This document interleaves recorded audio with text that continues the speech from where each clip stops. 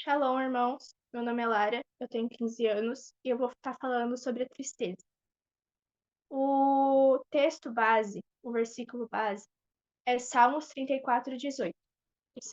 O Senhor está perto dos que têm o coração quebrantado e salva o de espírito abatido. Eu estava pesquisando o que era quebrantado porque eu não sabia. Eu realmente não sabia.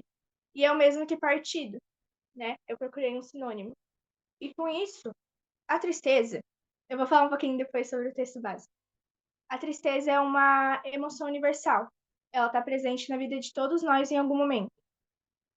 Ela pode surgir por diversas razões: pelas perdas, pelas decepções, pelas frustrações, ou até mesmo sem uma causa aparente. O que é importante entender? O importante é como lidar com essa emoção, de uma maneira que nos aproxime de Deus e nos ajude a encontrar conforto e paz. A gente tem que reconhecer a tristeza, porque esse é o primeiro passo. Muitas das vezes a gente tenta ignorar ou suprir os nossos sentimentos, achando que a gente precisa ser forte o tempo todo. Só que, só que a tristeza é tão natural que até Jesus ficou triste na morte de Lázaro, do seu amigo. Nós não devemos ter medo de reconhecer nossa, não, nós, isso, não devemos ter medo de reconhecer nossa tristeza e levá-la diante a Deus. Ou seja, eu tive um dia horrível, tudo me abalou. Mas eu cheguei no meu quarto e falei, Deus, aconteceu isso, isso, isso. Sabe? A gente não pode ter medo de reconhecer algo que aconteceu. Tipo, eu tô triste, mas eu não vou mostrar que eu tô triste pra Deus, sabe? É tipo, é o meu ego. A gente tem que deixar o ego de lado, às vezes. Como eu falei, a gente tem que buscar Deus em meio à tristeza. Deus está próximo daqueles que têm o coração partido.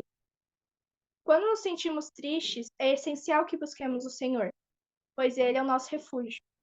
Muitos salmos falam que Jesus é meu refúgio, minha fortaleza, e que ele sempre está ali. Que ele realmente sempre está ali.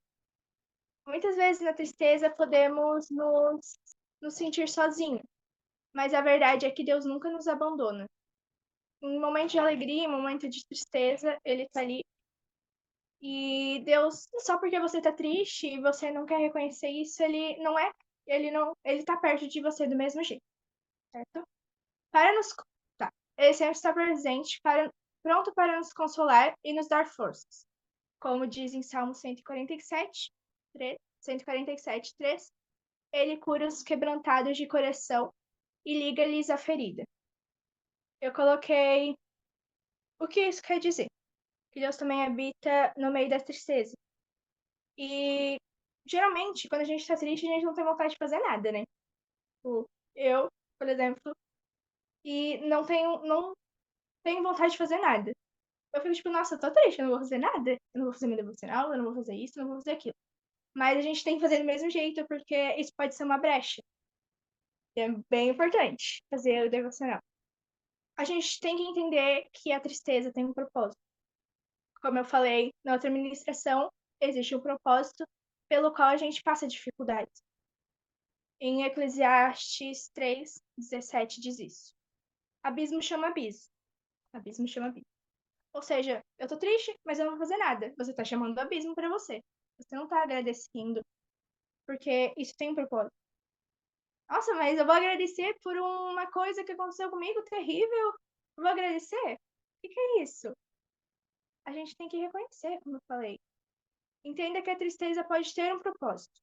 Nem sempre entendemos o porquê da nossa tristeza, mas podemos confiar que Deus tem um propósito para todas as coisas. Em 2 Coríntios 1, do 3 ao 4, Paulo nos lembra que Deus nos consola em todas as nossas tribulações, para que possamos consolar os outros. Às vezes, Deus permite que passemos por momentos de tristeza para que possamos crescer, aprender e confiar nele, e futuramente ajudar outras pessoas que passam por situações semelhantes. Ou seja, a gente tem que primeiro transbordar para encher o copo de outra pessoa. Eu tô triste, eu tô passando por isso, mas amanhã outra pessoa pode estar passando por algo igual. E daí você pode ajudar ela, sabe? Tipo, nossa, eu já passei por isso, eu vou te falar isso, isso, isso. entendeu? Enfim, encontre esperança na palavra de Deus. Como assim? A palavra de Deus é uma fonte inesgotável de esperança e consolo. Nos Salmos encontramos muitos exemplos de homens de Deus. Em meia tristeza, clamaram ao Senhor e encontraram conforto. O Salmos 42, por exemplo, expressa um coração aflito, que, mesmo em meio à tristeza, continua a esperar em Deus. Por que habitas? Por que estás abatida, ó minha alma? Por que te perturbas dentro de mim? Espere em Deus, pois ainda o louvarei. A ele, a ele. Meu auxílio é Deus meu. Se eu tô triste, é Deus que vai ser meu auxílio. Eu posso até falar com outras pessoas, mas é só ele que sabe a razão de tudo isso. Talvez outras pessoas até te entendam, mas não 100% como ele. Por isso a gente tem que estar o tempo todo buscando a ele. O tempo todo, na nossa alegria, nossa tristeza, nosso medo, nossa ansiedade. Tem que estar ali conversando sempre, o tempo todo com ele. Não tipo, nossa, Deus, é uma oração formal. Mas você pode bater um papo com ele, sabe? Ele te conhece.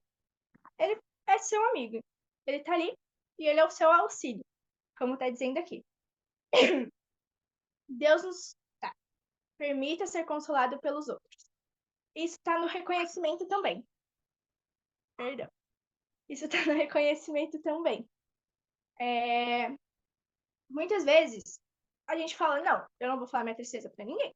Eu não vou procurar ajuda de ninguém. Mas Deus nos criou pra gente viver em uma comunidade.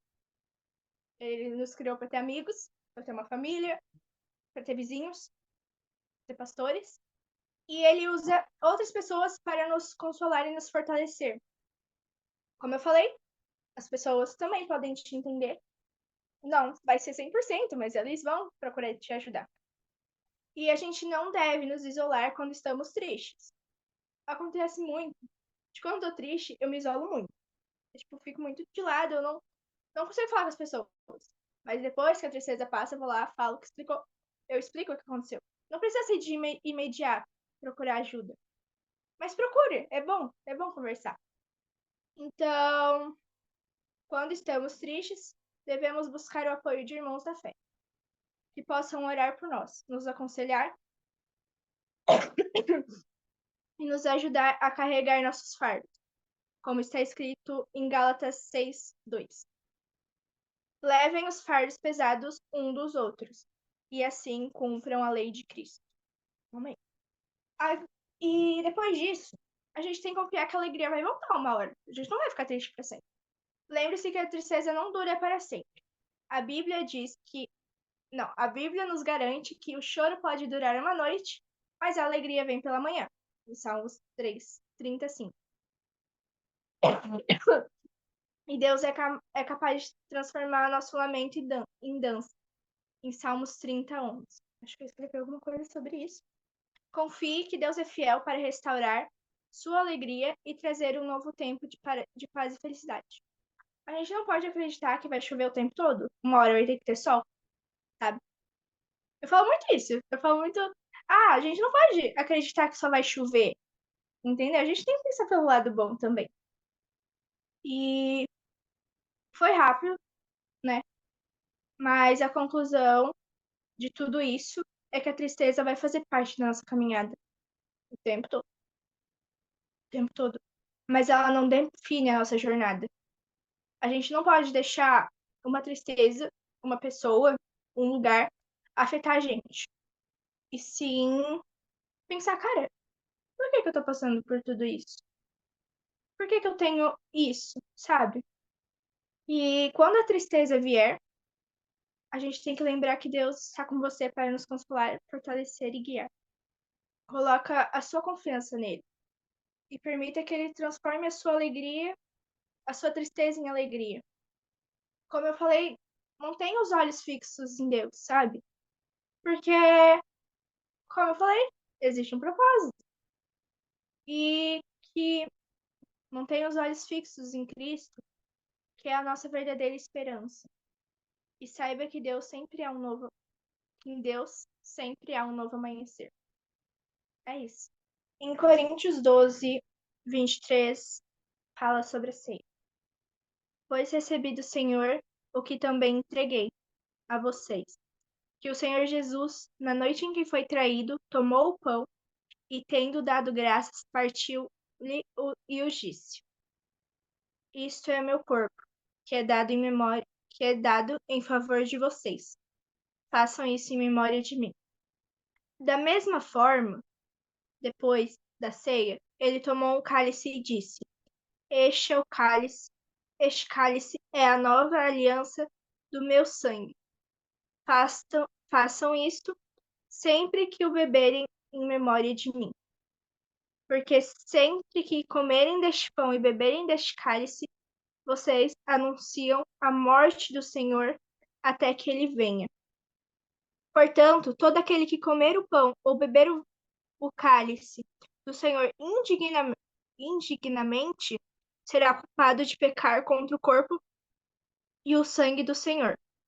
Examine-se cada um de si, então coma do pão e beba do cálice. Pois quem come e bebe sem discernir o corpo do Senhor, come e bebe para a sua condenação. Por isso, há entre vocês muitos fracos e doentes, e vários já dormiram. Amém? Podem tomar o cálice e o pão.